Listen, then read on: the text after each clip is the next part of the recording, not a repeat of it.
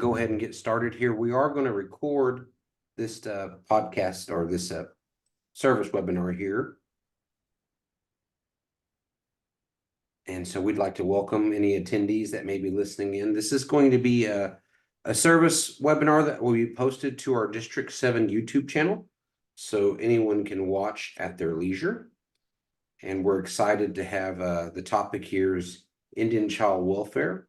The webinar here is hosted by the District 7 office. We have our office manager monitoring the Q&A box. If you have a question for myself and or Davetta Geimausaddle, who's our guest today, you can use the Q&A box at the bottom of your screen. Just move your cursor to the bottom and you should see a Q&A box pop up where you can enter your question. And we'll go ahead and continue to monitor that in case any citizens have any questions. So again, this is part of our webinar series to talk to our citizens about the services that may be available to them. And I'm very excited to have my good friend, Ms. Davetta Geimausaddle, come online with us today and discuss Indian child welfare. We're going to go through what it is, a little bit about herself as the director, her role, where the office is going to be within the auspices of the divisional structure for the tribe, and then talk about what services might be available to District 7 citizens. So good afternoon, Davetta. Thank you for joining us today. I'd like for you to just introduce yourself to us all, where you're from and your family, and then tell us a little bit about how long you work for the tribe and in this capacity. So I'll hand the mic over to you. Okay. Can you hear me okay? Yes, you sound good. Okay. Loud and clear. Okay, good. My name is Davetta Geimausaddle, and I am working with the Indian Child Welfare Program for the Kiowa and Apache children. And our services are to advocate and uphold the EQUA that's in place by the government system in the state and national level. And what we do is to make sure that we protect our children, to promote a safe and stable home for them. And it's been keeping me pretty busy for the past 7 years.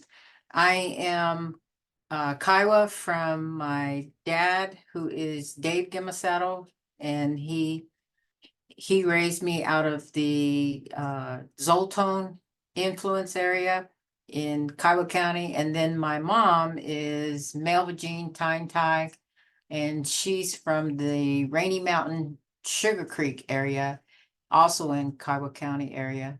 And that's located just south and west, southwest area and southeast area of Mountain View.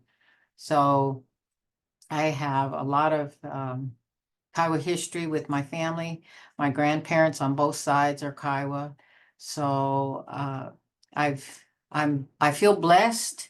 I feel like I was raised in a blessed home, a blessed family that provided that safe and stable home for my sister and my 2 brothers.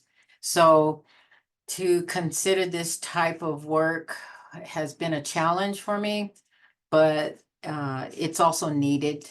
And my undergrad degree is in psychology from USAO, and then the graduate degree was completed at the University of Oklahoma in Native American Studies. So I feel like after 19 years at OU, and then also just being a part of our Kiowa government and knowing how important our family unit is, and also carry that into our community relationships and just that support that my dad instilled in my family. That's why I accepted the position for ICW director. It's a challenge to handle one tribe, but I was blessed with 2 tribes. So it's it keeps me busy, and we have a staff of 7. We have 3 caseworkers and 2 administrative assistants, and that's to handle the Kiowa side as well as the Apache side. And we're located in Anadarko, and we're in the Kiowa Human Health Services Building, which is 208 Hardee's West, which is behind the McDonald's and the Warrior Mart, the gas station here on Highway 9 as it's going east and west. So it's to know what's best for our children, I think is best determined by the child, the person who's being considered under alleged some abuse or neglect. And it always begins with our community. It begins from the schools, it begins with families, or it begins with unfortunate incidences with the law enforcement or with the hospitals, or just your service workers in general are the ones who typically will report an incident that they think needs to be investigated. So the first step for anyone that's concerned about a child in a Kiowa home or an Apache home is to make the call. That's what gets the case investigated. So the call would be placed with the DHS Abuse Neglect Hotline, which is posted in any state website, any tribal website, the Bureau website, your local police department, and it's an 800 number, and you can be an anonymous caller and mention the family and mention the address, and then that call will begin the investigation.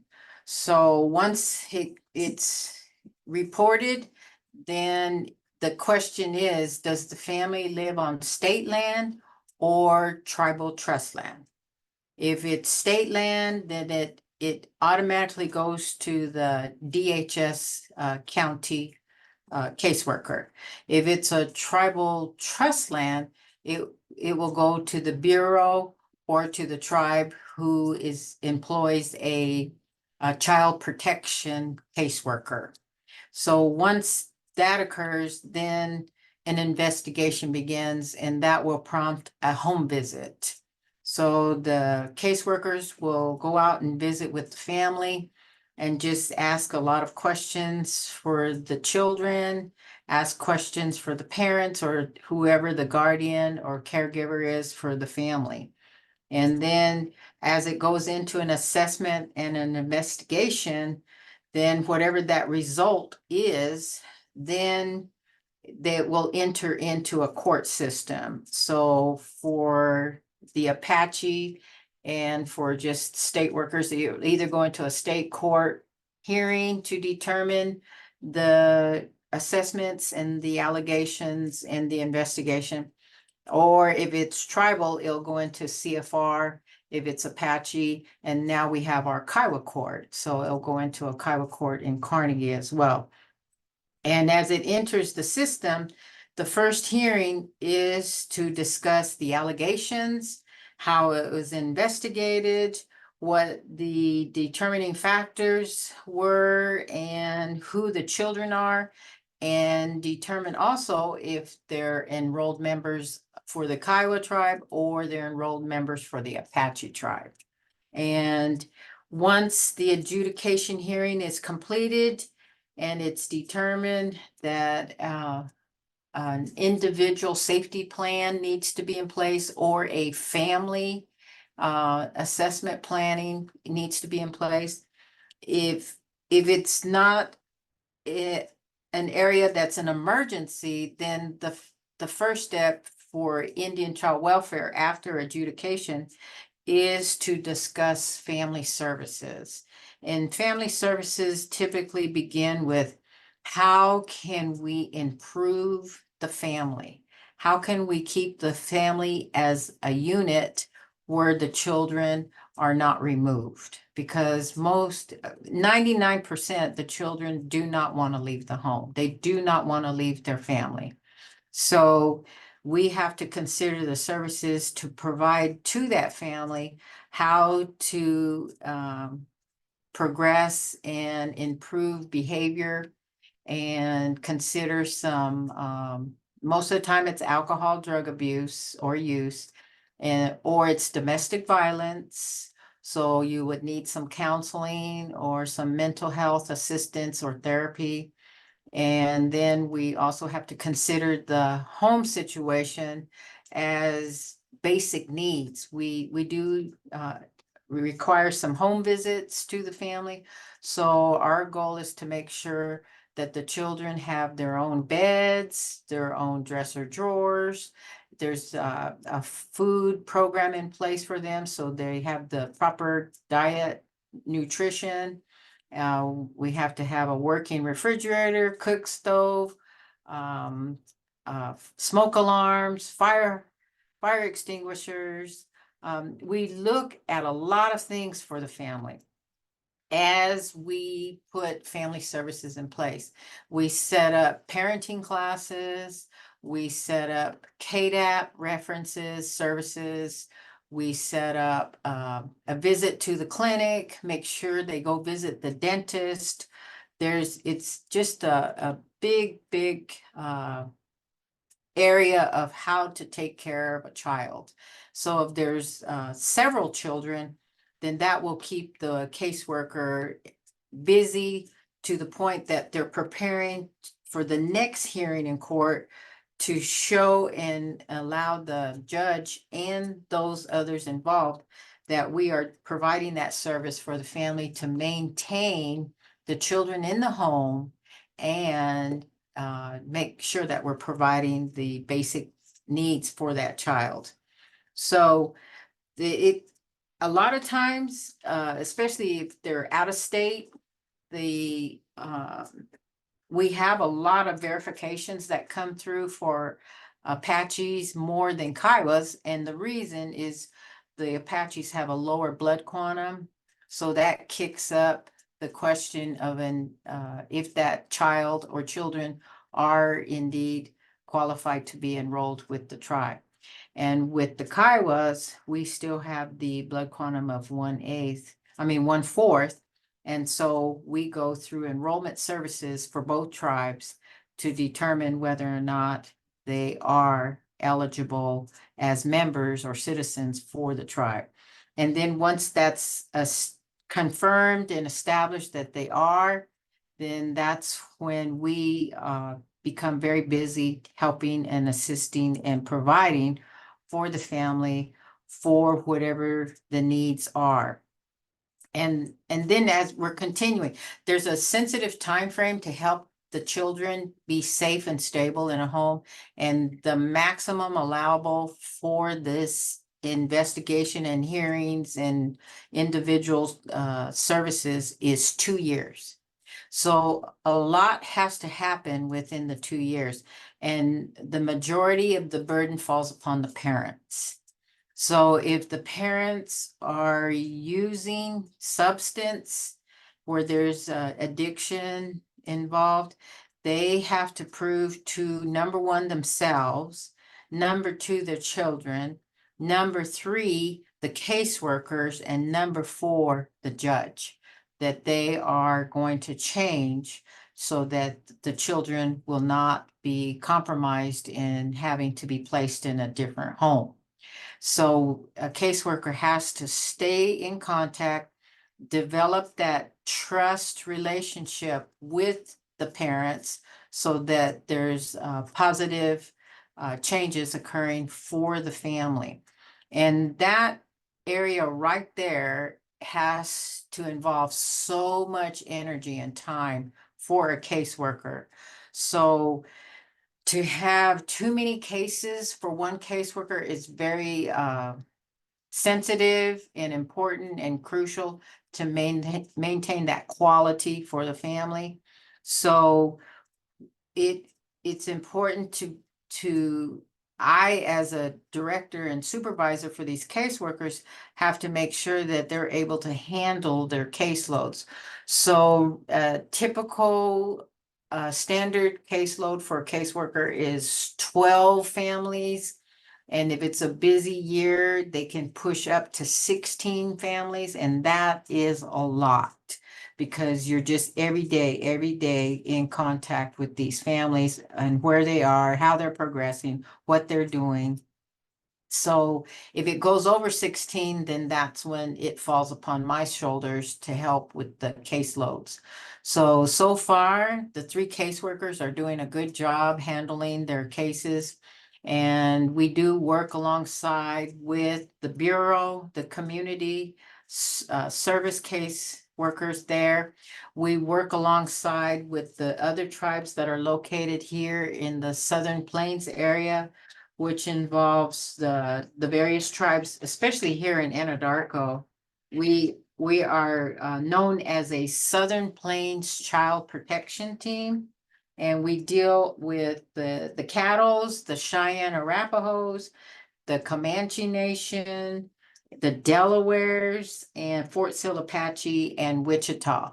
So we meet once a month. We come together to compare notes and services, how to improve what we do as an Indian Child Welfare Program.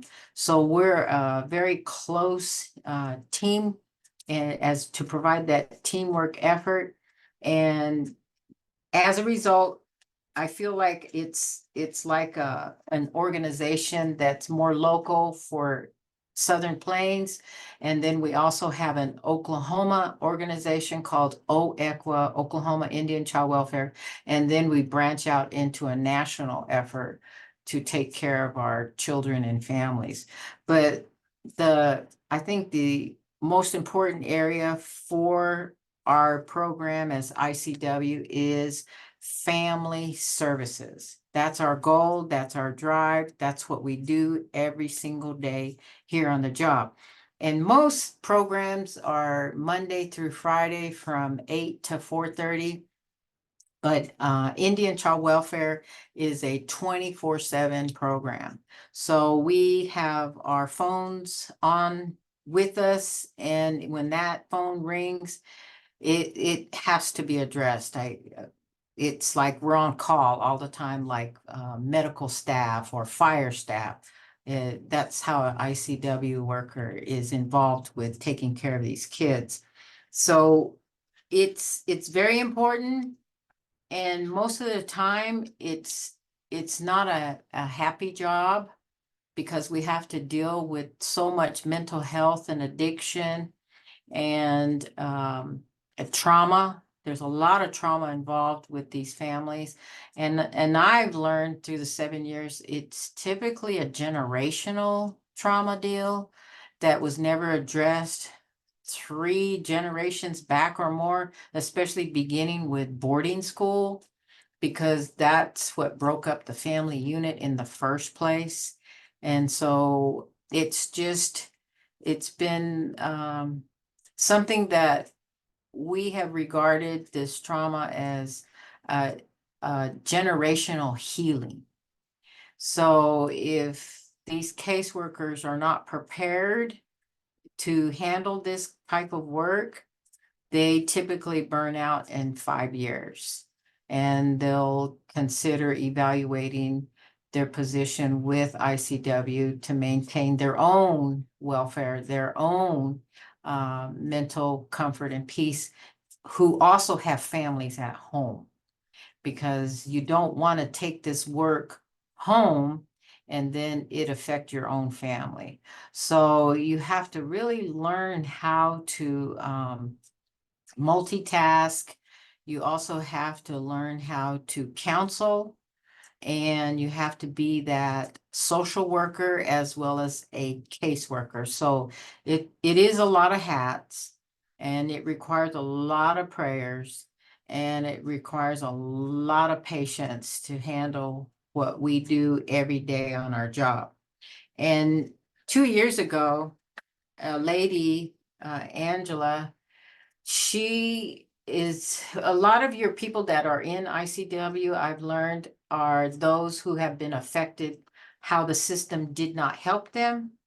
And so when they mature into adulthood, they want to be significant to improve it and change it. And Angela from the University of Washington decided that since her experience was not the best experience and she was removed from her family, she wanted to change that. So they developed a quality improvement center, and they wrote into a Children's Bureau grant and was awarded to reach out to all the ICW programs across the United States.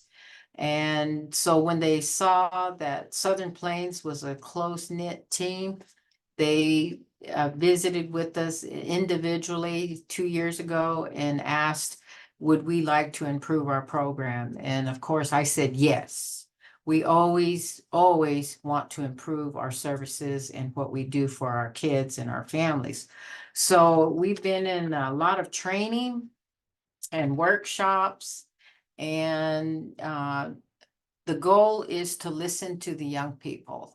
That's what's important, because the young people who are removed, who are considered foster children and later became adopted, those are the voices of who can discuss how it didn't work for them and how they want to see it improved.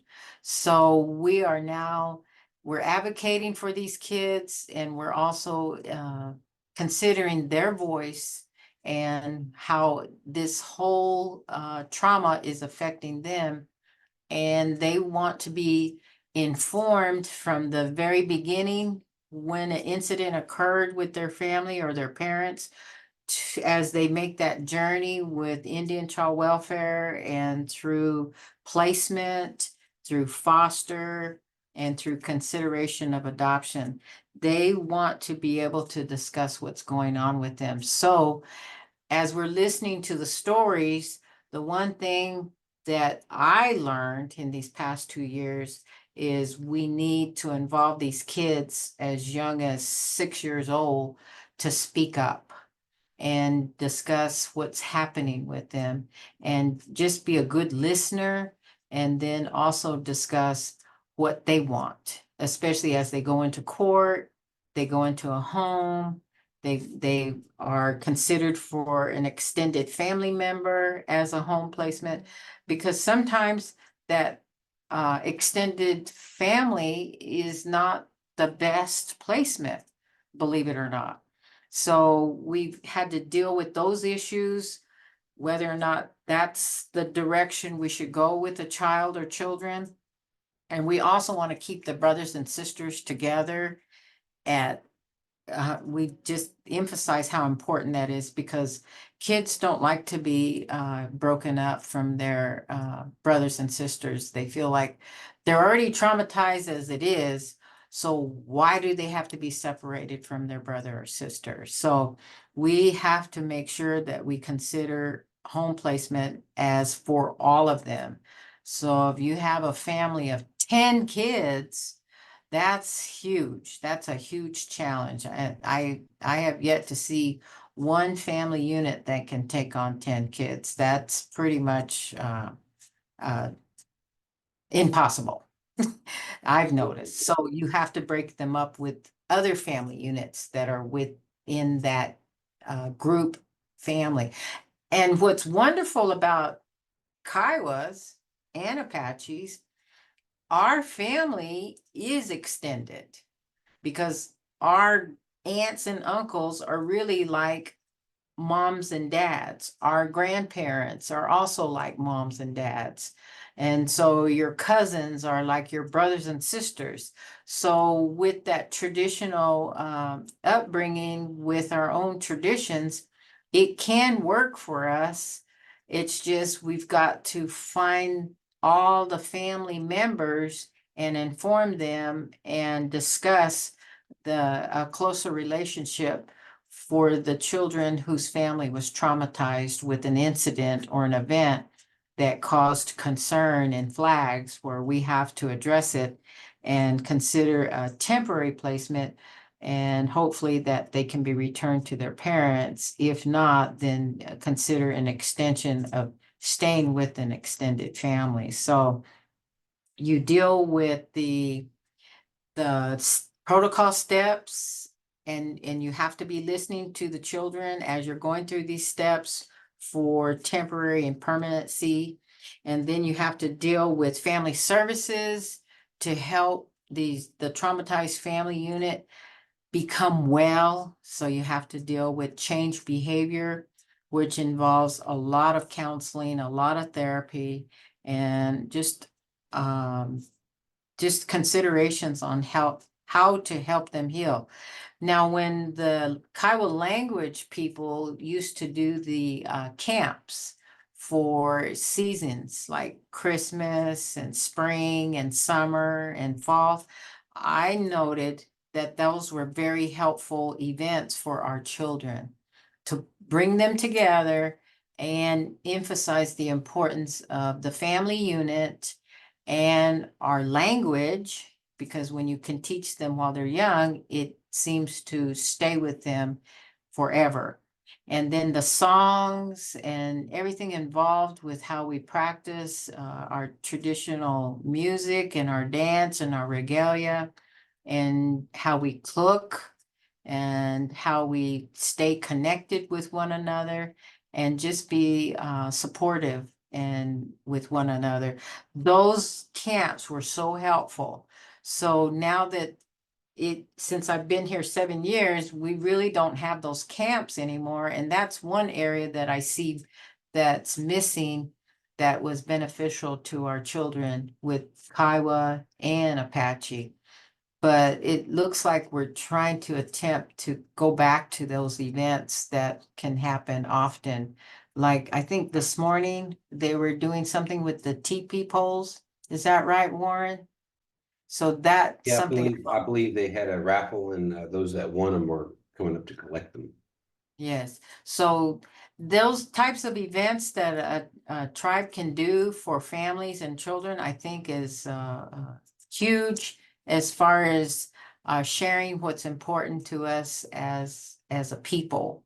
So I'd like to see us continue that and do more planning for events that can maintain that connection, especially for the children who have been removed and who are placed with families that are outside of our Koigu or our Apaches, because there's one area that we do have a challenge is fostering. When your family is not able to do and extend an open home to them, you have to go outside of the family and ask if a family can be considered for a foster unit. So they have to fill out an application. We have to do a criminal background check as well as a child welfare history check. And then we have to do a home visit to see if the home is safe, large enough to open their home to one or more children. And then also discuss how is that foster home going to stay connected to the tribe? Because if they're non-Indian, which you don't want to happen, but if it goes in that direction, you want to make sure that the family is open to maintain the ties, the connections, the discussions, and also be willing to attend the events for the children.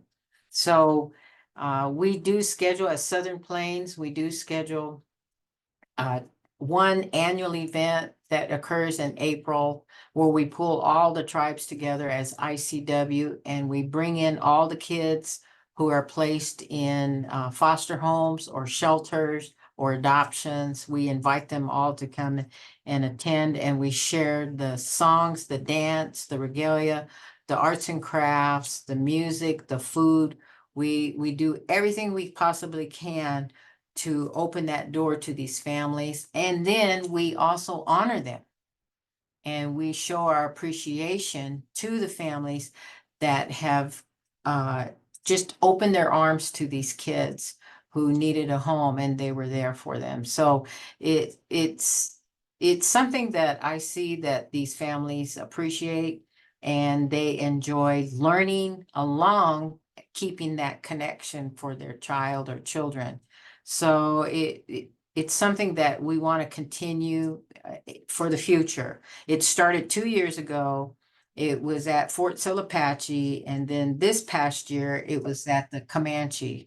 So as we plan for next April, we're all going to take turns as we go through our Southern Plains team unit and provide that one day of culture for these extended families. So we've got that in place, and then we're still part of this quality improvement to work with the staff, work with our directors, work with the families, and especially most important, work with the children.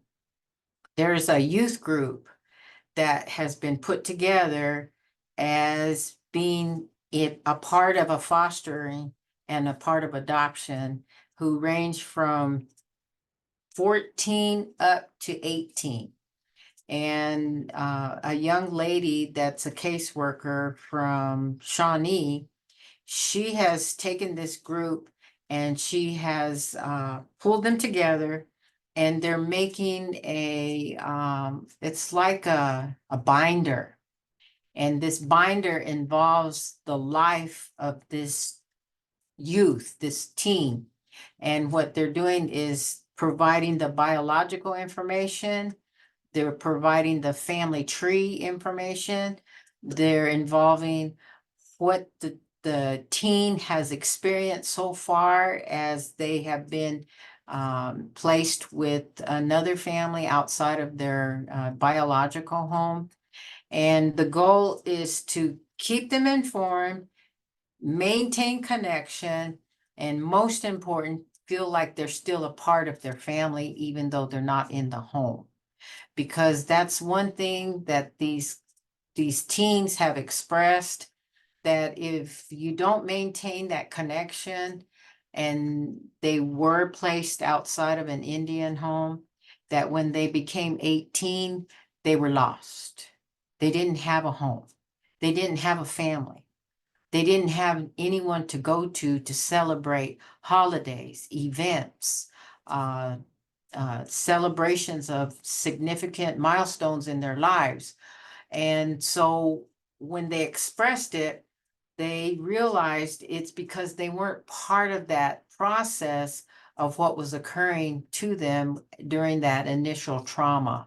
So the goal is to keep these young people connected and have that binder book as their life, their precious connection, to help them as they adjust, as they transition, and they reach out to their family, extended families, and their tribes, because they feel like this is like a step in a positive direction to keep them with an identity that they were born into this family and this tribe, and to be connected to it through this binder that has all this precious information.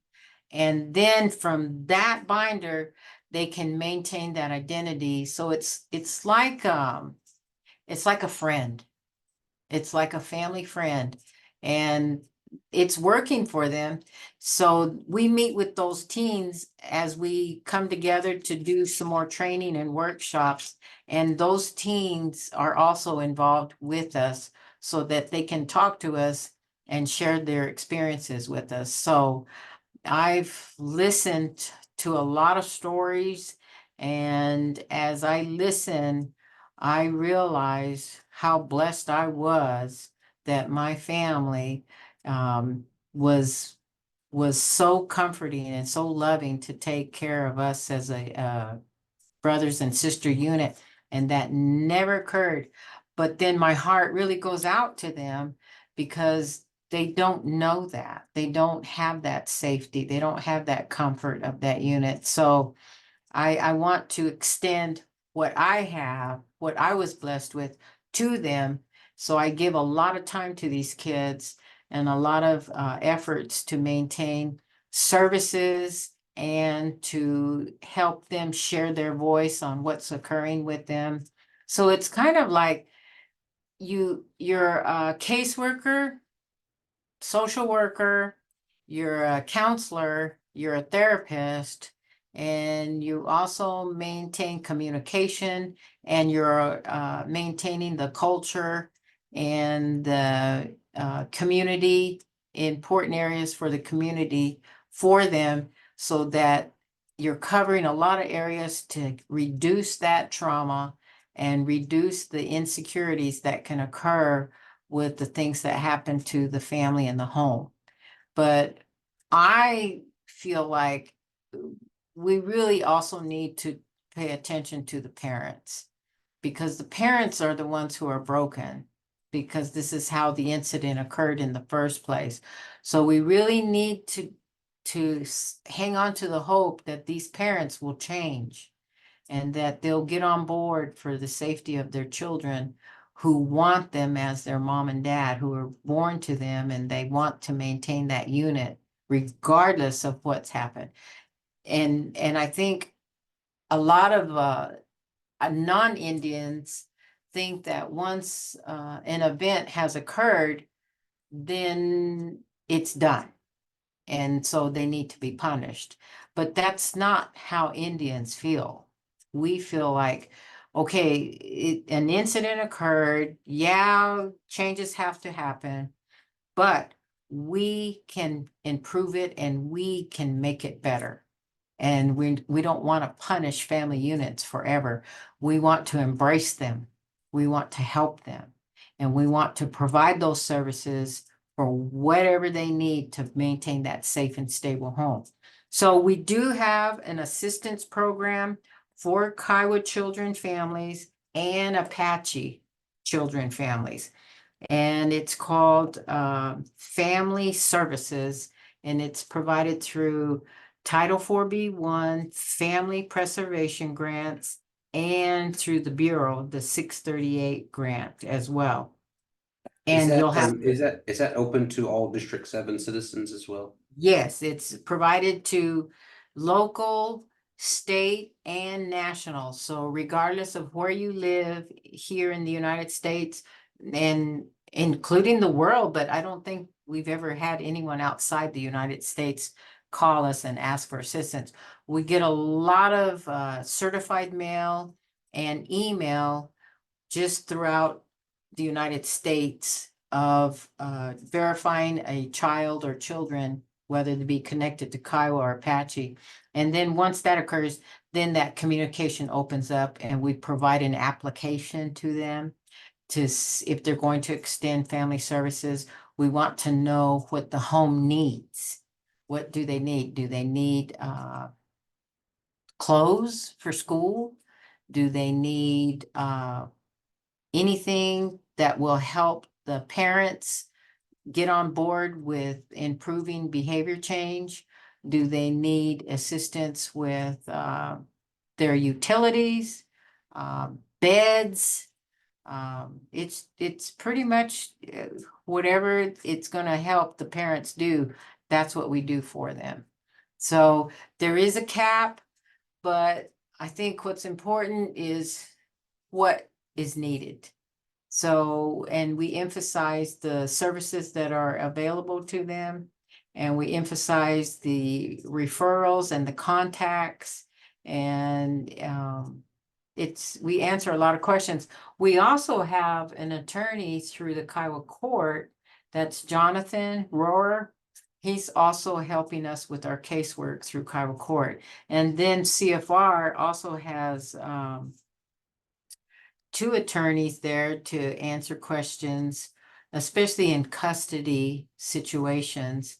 And they also answer questions for family services as well, especially if there's a risk of removing children.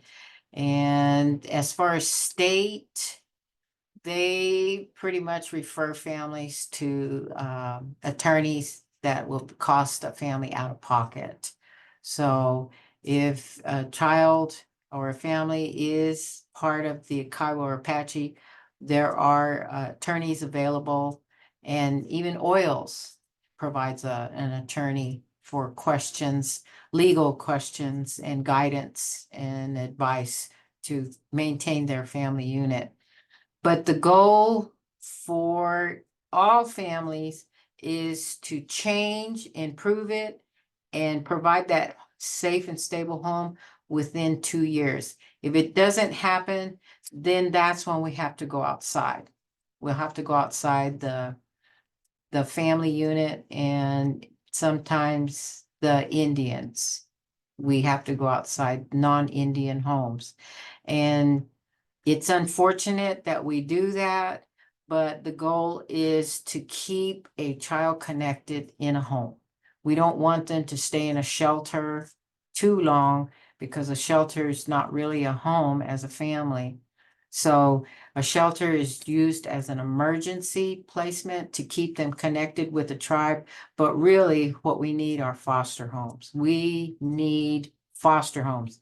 For the Kiowas, we currently have 5 completed certified homes with 2 pending.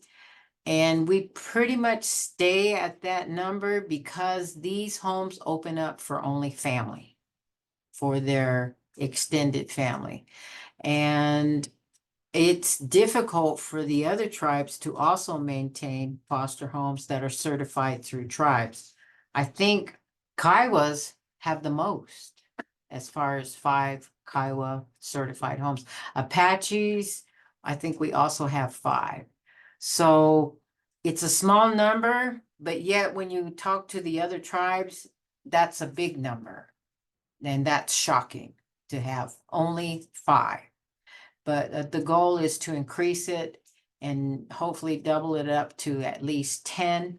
So we always set up a table to share the application with people who are interested in considering foster children within our tribe. And it is an application process, and we do have to go through the fingerprints for criminal and child welfare history, and then home visits. But what's important, though, is the fact that they would even consider it, because just getting someone to look at the application and actually completing the application and begin the steps of becoming a safe certified home is huge. It is. It's very important. And I pray that eventually we'll double that to 10, and then continue to go on the upswing for foster families, because that doesn't seem to be an area that most Indian families do. They just don't do that. And I don't know how we could motivate them to do it, except probably provide a stipend. And that does happen through Title 4E. So if a family is affected on state land, and say those children are removed through DHS, and that will open the door for reimbursement for a fostering home. Even if they get returned to an extended family member, that stipend will pay for the child that's placed in that home. So Title 4E is available to children and families if the state removes them first. That's the qualification for that reimbursement program. But if it doesn't go through that state protocol channel, then it's just pretty much guardianship for grandparents or extended family. And that will be based on their own income, because there are no stipends for guardianships. The only thing you receive is EBT or TANF if you're going to just go through a guardianship through your own tribe.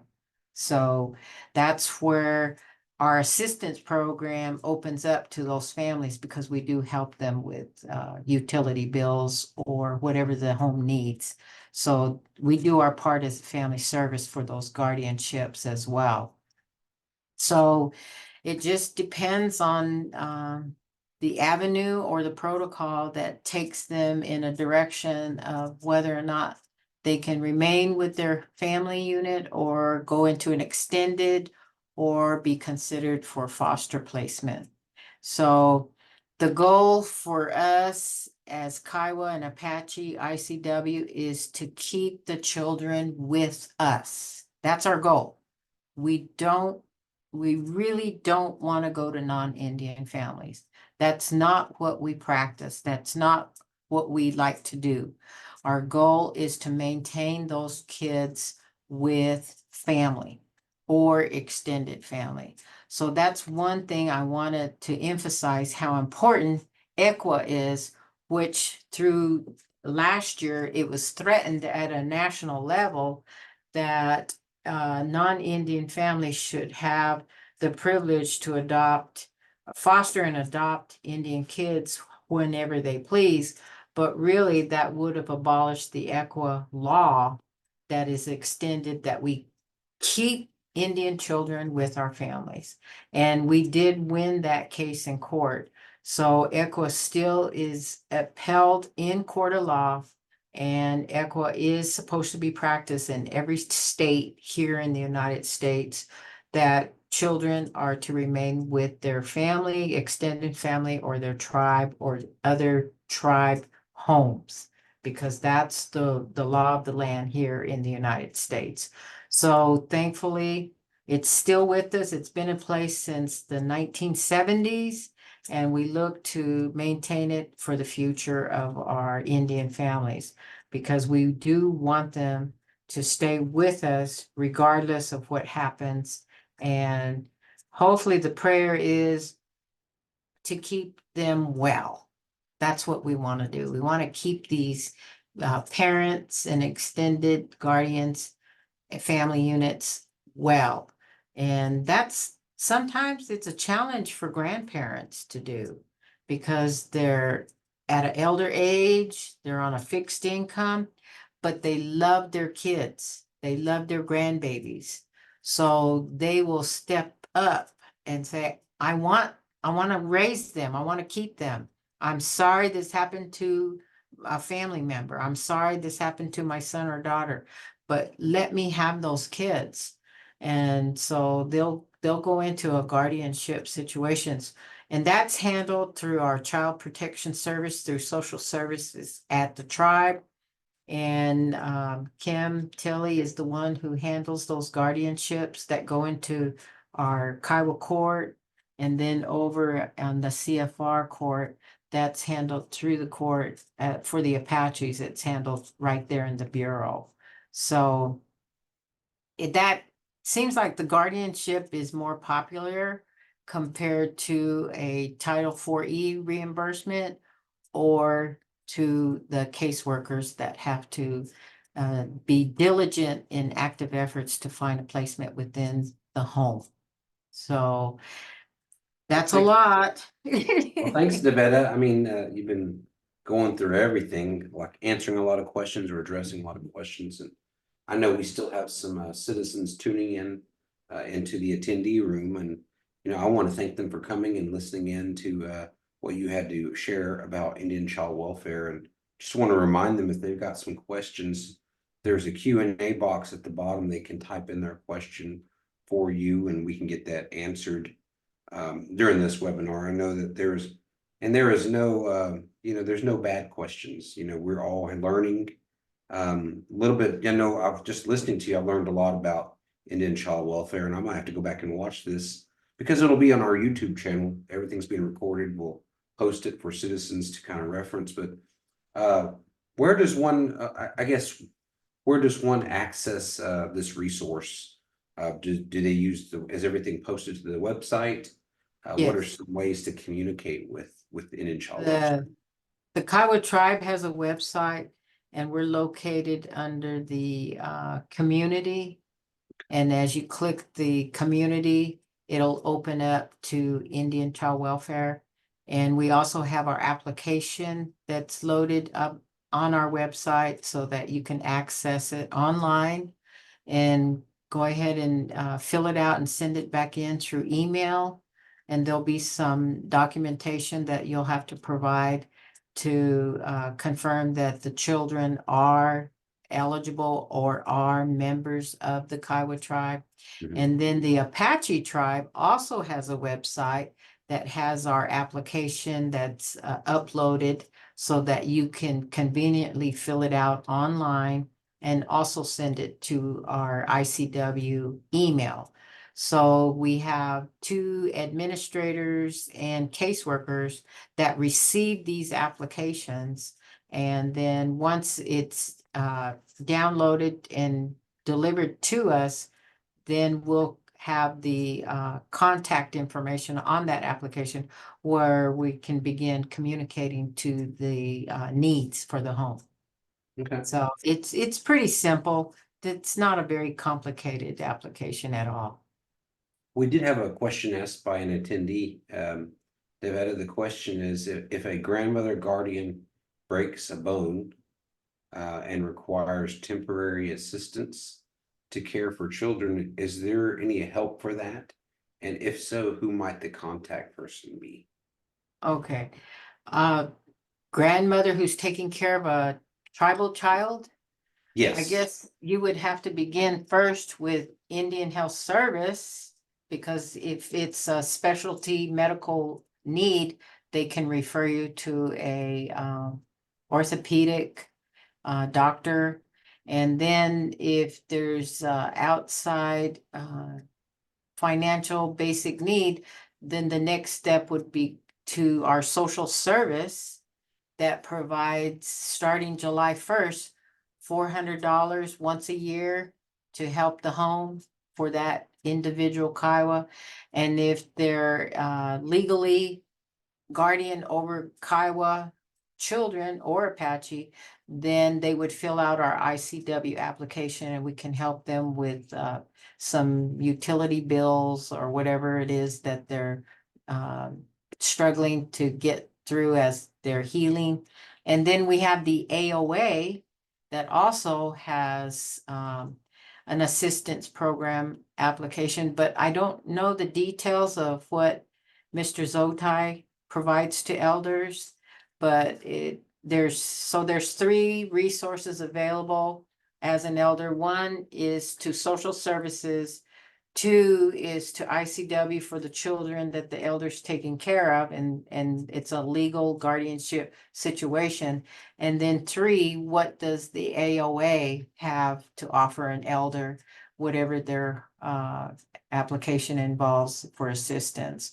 So that's, and then thankfully, we as tribal have Indian Health Service to take care of the medical needs as well. Thank you for answering that question. One more question, who is the funding agency for the Indian Child Welfare Program? And can you kind of explain how the tribe receives that money, where it comes from, and what do you have to do to retain that money for the 638 grant? Yes, it's a 638 grant, and it's provided annually every 3 years, and we have to apply to it. And it's through the Bureau of Indian Affairs. A contract officer stays in contact with me as director, and I do report to the contract officer as well as through the Bureau Community Service Program, who's Sally Tilley. She's like the supervisor for all the Southern Plains ICW team tribes. And so she does an annual audit of our program. So every year after I submit quarterly reports and then an annual report. And at the beginning of each year, Miss Sally Tilley will visit each tribe and she'll review our cases that are open, and she'll make sure that we're compliant with our narratives and our documentation and the services that we provide. And then we're provided a satisfactory report on what we do for our families and our children. And then that's what I share with our executive leadership to reflect that we are compliant, and it maintains the grant on how the budget funds are provided to us. And it goes through every year, and after the third year, then I reapply again, and pretty much that's the cycle that we're on. And I don't know how they determined that budget amount, but I did ask Sally, has it ever been increased to accommodate cost of living? And she said, no, it's based on numbers. So it's based on the number of our tribal members and our children. So if anything, once every year when we turn in the enrollment number for children, the one thing that they don't want to see is a decrease in our enrollment with our kids. If anything, they want a standard enrollment number or to increase.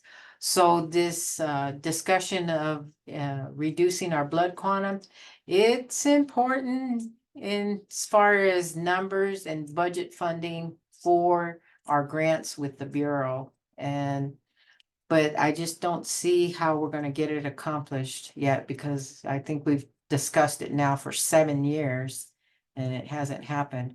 But the Apache, their numbers are greater because of their blood quantum being a 1/8. So they have funding for their children. They have funding through their tribe. And the only area that they didn't seem to maintain was their Indian child welfare reporting. So because of the non-compliant in reporting on how they expend their budget funds is why they were not awarded the ICW grant.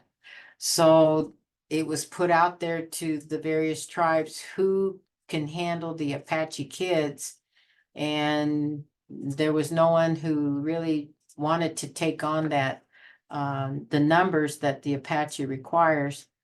So back before I even was hired 7 years ago, Mr. Hernessy stepped up, Richard Hernessy, and he said, yes, I will take those Apache kids. So because of his care and his expertise, we have taken care of those Apache kids since then. So it's been, I guess, 15 years or more that we've been taking care of Apache kids, and we're still in place doing it. So the Bureau awards the Kiowa ICW with the Apache funding. And then outside of the 638, we have 2 grants through HHS Children's Bureau. And we have the Title 4B1, and that's a budget award based on our numbers of children. And then we have Family Preservation. That's also a budget award that's based on the numbers of children. So we have, and so Title 4B1 and Title 4B1 2, that's where we get the means to be able to provide family services and fund the applications that come through to give to homes with these children. And with the Apache kids, we use the 638 grant and take care of the Apache kids. And this past year, 2023, surprisingly, the Bureau discovered that the Apache children never received ARPA. So last May, they contacted me and asked, would I accept the ARPA funds for those Apache kids? And I said, yes, we can do that.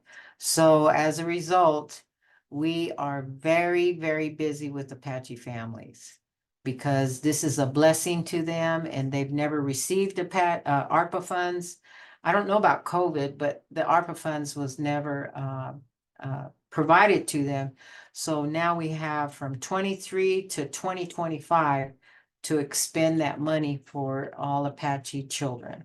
So we're doing our best to take good care of them and provide the means to help them with their home situations, back to school and Christmas. So any Apache child is a blessing right now with this ARPA money.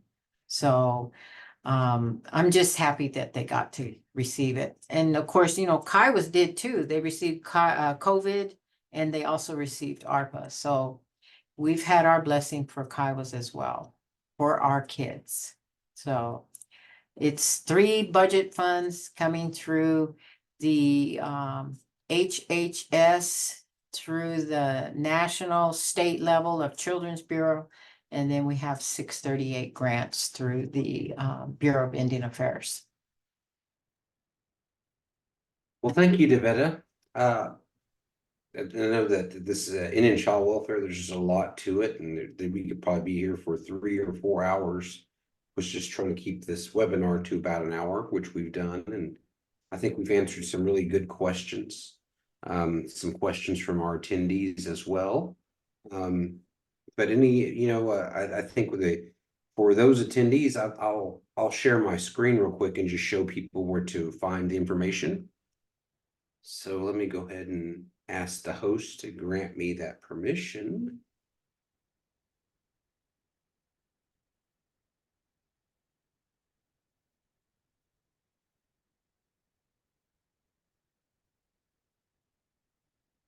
Trying to share my screen. We do have another question. Okay.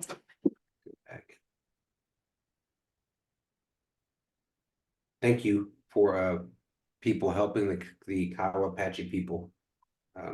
It was just a thank you to you and team for reaching out and helping those Apache citizens through our Indian child welfare. So thank you very much. That was from Marian Hansen. She just wanted to say thank you. Oh, that was nice. I hope. And let's see if I can go ahead. There we go. So for those that are tuning in, Davetta, can you see my screen? Yes.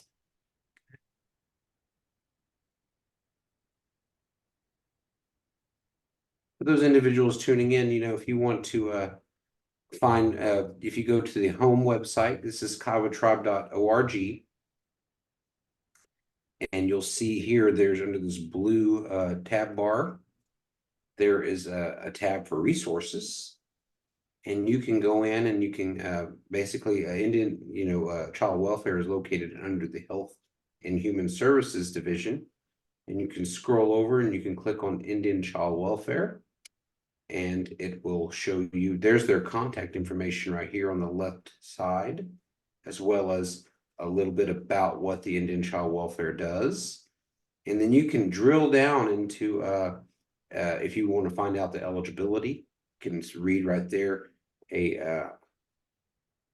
excuse me, a home with a Kiowa child or children are those that are enrolled or eligible for membership with the Kiowa tribe, birth to 17 years or 18 years if still in school.